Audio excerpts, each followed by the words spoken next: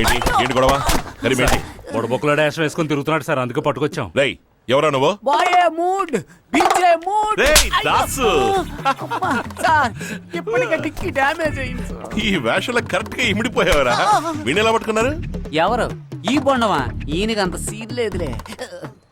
అందరూ అంబా పలుకు జగదంబా పలుకు అని అరుస్తుంటారు. నేను కొంచెం డిఫరెంట్ గా ఉంటుంది కదని అనుష్కా పలుకు హన్స్కా పలుకు అని అరిచొచ్చాను. దాంతో డౌట్ వచ్చి పట్టుకొచ్చారు.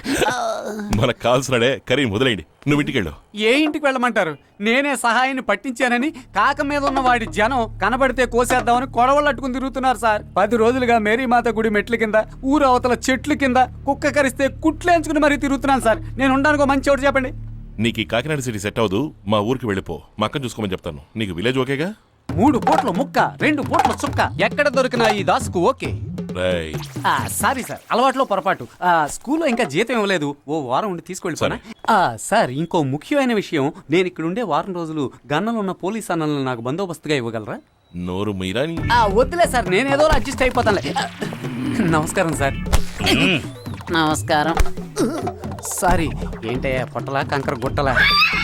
ముందా కుర్రాన్ని గుగ్గిలు పెట్టండి.